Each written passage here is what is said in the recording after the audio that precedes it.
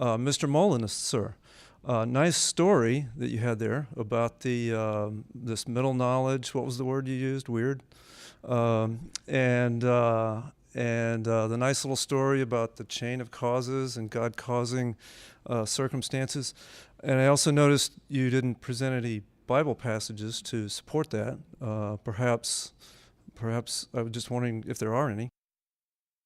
The question I was asked was, it may be the case that God has middle knowledge, and it may be the case that God places people in circumstances, or to do His will, but what biblical evidence is there of anything like this? So the first one is slightly speculative, and then the second one is a little less speculative.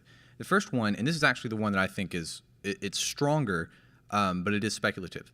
If you truly think that Adam had free will in the garden, and you truly think that God placed him, if you're an infralapsarian, so that means that you believe that God allowed the fall to happen, I would say that you actually have to be a Molinist in that instance.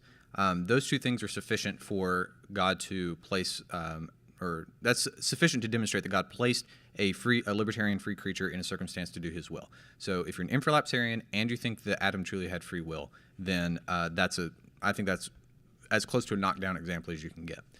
And then the second example, which is grounded in Scripture, but I think it's a little more ambiguous, there is a verse in Acts chapter 4, or actually, let me do it this way. So Paul in 1 Corinthians, he's talking about the crucifixion of Christ, and he says that the truth of the crucifixion, Jesus' real mission, was hidden because, as he says in 1 Corinthians 2:8, none of the rulers of this age understood that God had decreed before the ages our glory, is what he's saying. None of the rulers of this age understood this, for if they had, they would not have crucified the Lord of glory.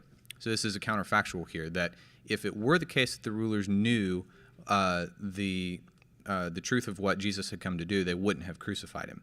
But we find in another exposition of that, in Acts chapter 4, verse 28, in Peter's preaching, he says, "For truly in this city there were gathered together against your holy servant Jesus, whom you anointed, both Herod, Pontius Pilate, along with the Gentiles and all of the peoples of Israel, to do what your hand and your plan had predestined to take place," namely crucify Jesus. So I would say if you take these two verses together, you have an instance where Paul says that if the rulers of this world knew what was going on, they would not have crucified him. And then on the same hand, we have Peter saying that all of these peoples and rulers of this age were brought together to crucify Jesus. That's an instance where people were placed in a circumstance of ignorance so that they would do what God wanted them to do.